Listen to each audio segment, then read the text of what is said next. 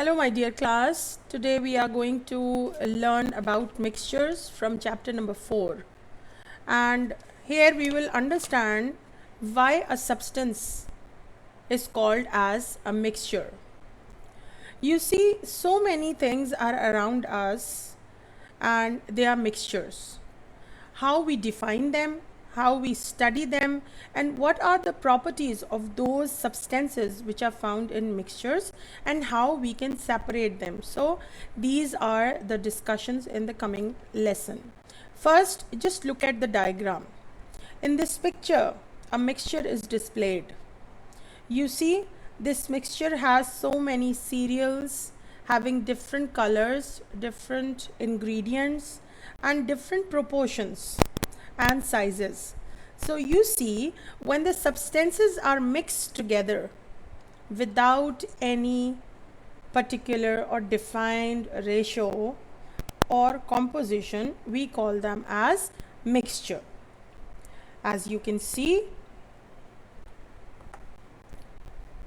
we have a mixture of air in gases.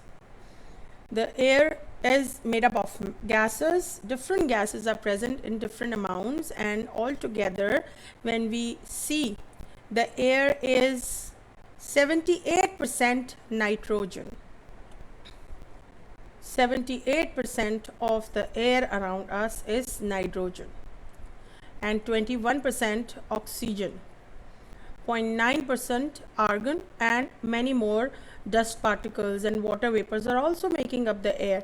So all of these gases are combinedly called as air.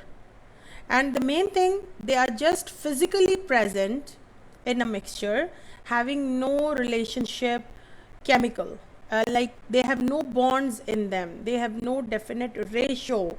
When we mix this salt spoon in water, we dissolve it, it disappears in the liquid. So we are making salt solution, and that is a mixture. As you can see, the sea, ocean water is another very easy example to understand the nature of mixtures, that so many salts are dissolved in water and so many other gases are dissolved in it, such as oxygen and carbon dioxide, to make up the mixture of sea water. The next, now we understand the very precisely defined definition. A mixture is defined as a mixture is made up of when two or more substances are combined but they are not chemically linked. Means there's no chemical relation, there's no chemical bond between them.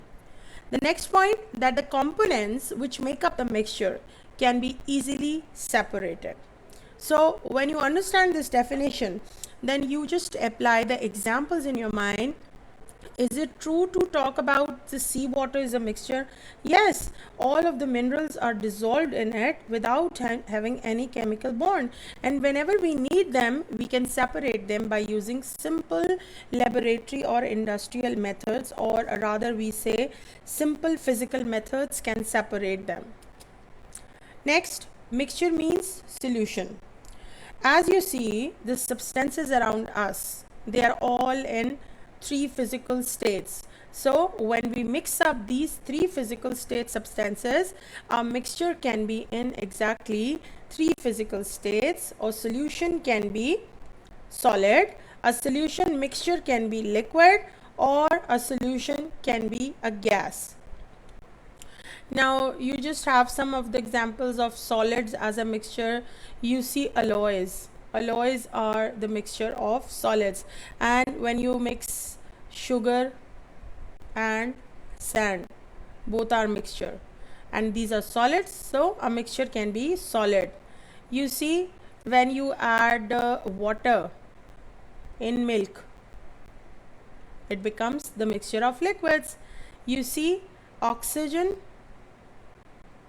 and nitrogen, both are gases, and they are present in a gaseous mixture.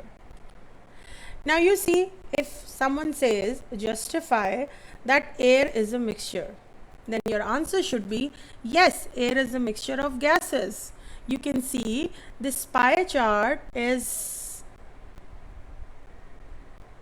describing us the composition of air. And by volume, air has 78% nitrogen in it, almost 21% oxygen, 0.90% argon gas, which is a noble gas, and other gases are also present. And beside this, this air also has varying amount of water vapors, depends on the season. So since you see oxygen, nitrogen, argon, carbon dioxide, carbon monoxide are just physically combined together to be called as a mixture, but they have no chemical bond or any type of relations in them. The next, you see, mineral water is also a mixture, and mineral water is a mixture of minerals dissolved in water, such as calcium, sodium, potassium, and magnesium. Our body needs all of these minerals to carry out metabolic activities, to keep us healthy and safe from diseases. And when you see the ingredient information which is printed on a label of a mineral water bottle, you can also confirm this, that so many minerals, sodium, calcium, magnesium, chloride, sulfate, and nitrates are added in water to make it mineral. Yes, mineral water is a mixture. Then alloys. What is an alloy? When we mix up solid metals, it is an alloy. And we are making alloys to make our world more beautiful and comfortable.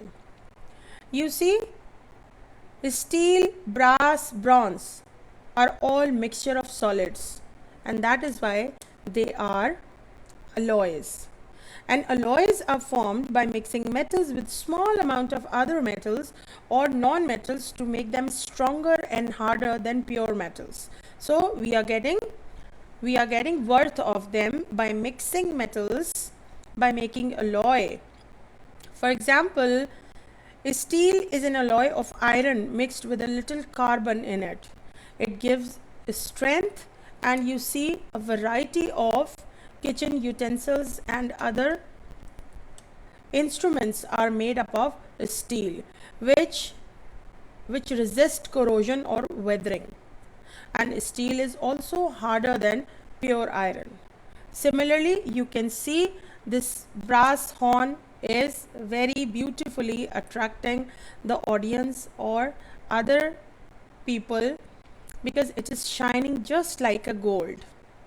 You see, this bell is made up of bronze, which is an alloy.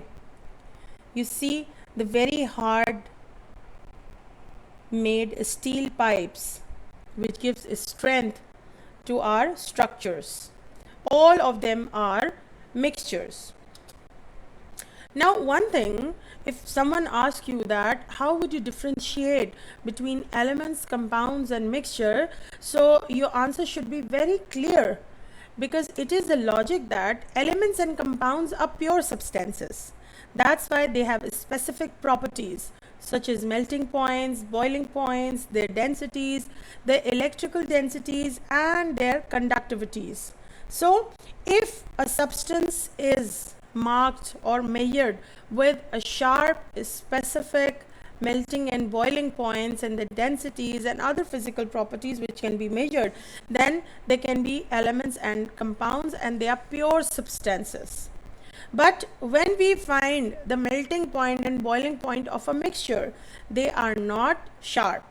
Means mixture are not pure substances, and their properties depend on their composition. They do not have fixed melting and boiling points. Similarly, if someone tells you that you are given a water sample and you just check that whether the water is pure or impure, then you have a property of boiling point. You measure the boiling point of water. If it is 100 degrees Celsius, then the water is pure.